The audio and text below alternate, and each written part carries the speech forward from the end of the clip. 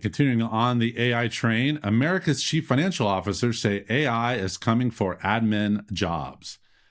A survey of about 750 CFOs by Duke University economist John Graham and economists from the Federal Reserve Bank of Atlanta and Richmond found that AI had essentially no employment effect in 2025. However, CFOs expect a 0.4% reduction in overall headcount this year, concentrated and mostly entirely in clerical, administrative, and customer service roles.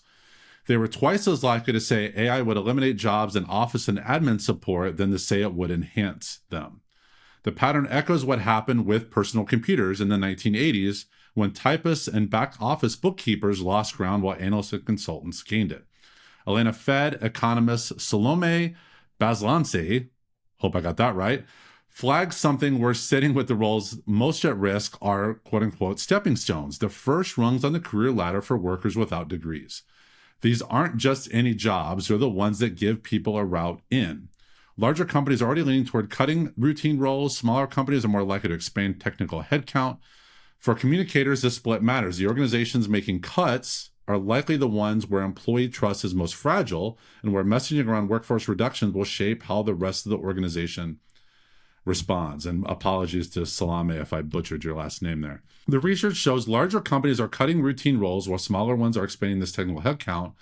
Jenni, does organizational size change how companies should be approaching AI and workforce messaging? Yes, I think it does actually, because I think when you're smaller, you don't have the headcount to have sort of very specific tasks in different roles. I think some larger organizations are quite, there's a word and I can't think of it.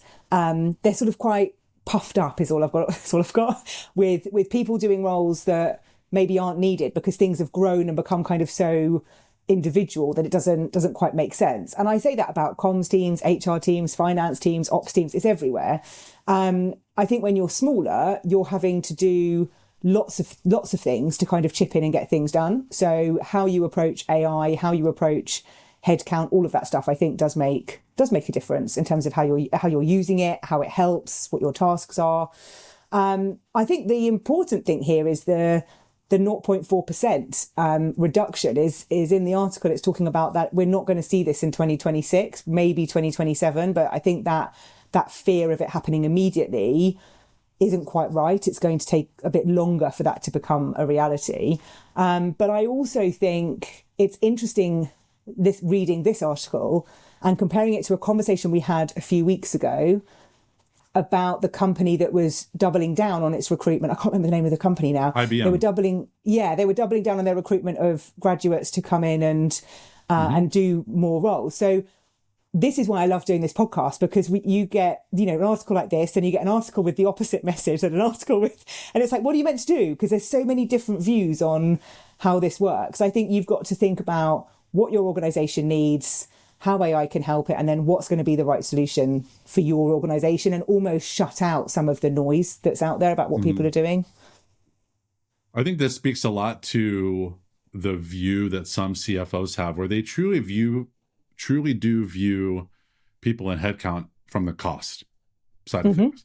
So this 0.4% might not sound like a lot over time, but we're going to make, for the math simple, let's say it's 0.5%. In a 200-person company, that's one person.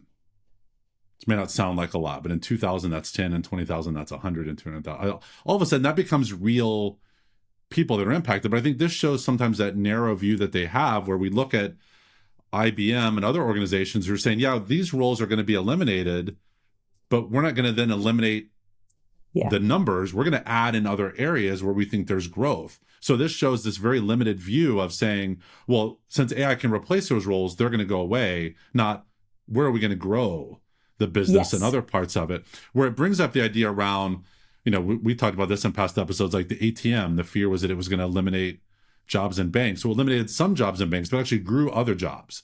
And so that's where I'd like to see the CFOs. Yeah, they're looking at this from a numbers standpoint, and 0.4% may not seem like a lot, but that is the livelihood of people. And I would rather CFOs say, okay, great, if we now have this cost savings, where are we then going to invest and grow the business instead of shrinking the business? Yes. Yeah. I also thought it was interesting in the article because it said something like CFOs are uniquely positioned to understand the people part of the organization. I was like, are they? Or is that not an HR people teams? Are they not uniquely positioned as the HR and people team? Like, surely this should be a survey of, if you did a survey of CFOs and CPOs and did that together, what would that tell you? Because then you've got the numbers and the people kind of coming together. I think that data would be really interesting. I just thought it was interesting take that they are uniquely positioned. I was like, I'm not sure that they are. They have a unique position. I don't know if they are uniquely positioned. Yes. There is a difference there.